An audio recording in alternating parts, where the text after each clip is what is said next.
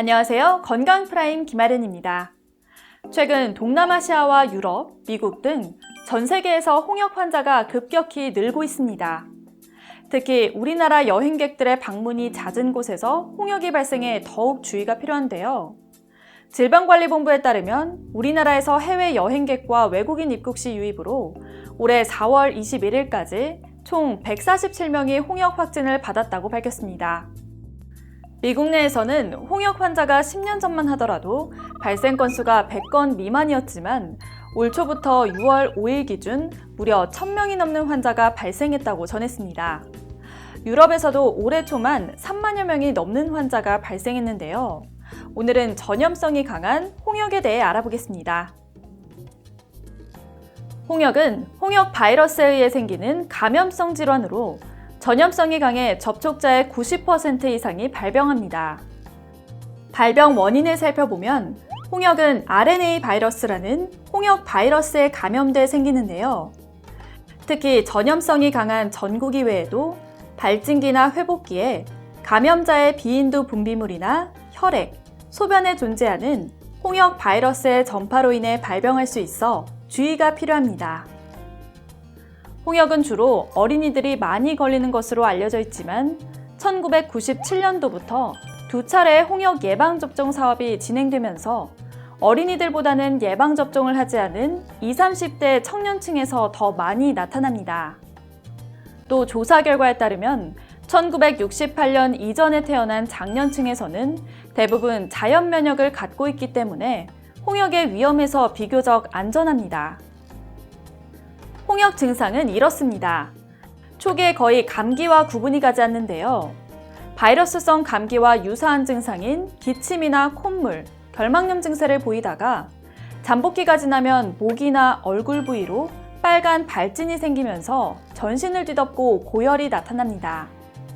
또한 입 안쪽의 점막에 붉은색 코플릭 반점이 생기게 되는데 이는 홍역만의 특징적인 병변입니다. 자, 그럼 홍역의 치료법은 무엇인지 전문가를 통해 알아볼까요?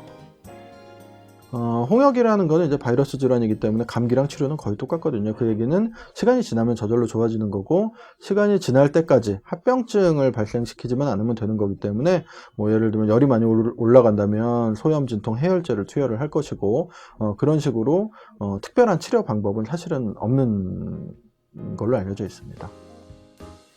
홍역은 대부분 후유증 없이 완치가 되고 면역을 획득하면 평생 걸리지 않는다고 알려져 있습니다. 따라서 예방접종을 하게 되면 미리 막을 수 있는 질환인데요. 예방접종은 원칙적으로 2번을 시행하는데 1차 접종까지 한 후에 93% 정도 면역이 생기고 2차 접종까지 완료하게 되면 97% 정도까지 면역을 획득할 수 있어 예방이 가능합니다. 이제 홍역에 관련된 몇 가지 궁금증을 살펴보겠습니다.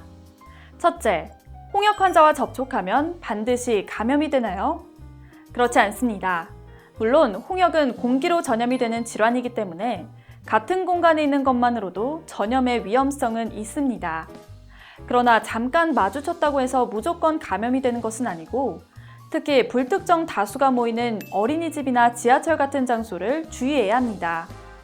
이런 곳은 누가 홍역 환자인지 알 수 없기 때문에 면역력이 없는 영아 같은 경우는 피하는 것이 좋습니다. 둘째, 홍역에 합병증이 있나요? 홍역은 합병증이 흔하게 생기는 질환은 아닙니다. 그러나 홍역 확진자의 약 4% 정도에서 발생한다고 보고되고 있는데요. 폐렴 같은 호흡기 질환이나 장염이 올 수도 있고 가장 심한 경우에는 뇌염이 발생하기도 합니다. 뇌염은 사망률이 꽤 높은 심각한 합병증으로 10,000명 중 5명의 비율로 나타납니다. 셋째, 홍역 발생에 영향을 주는 요소는 어떤 것들이 있나요?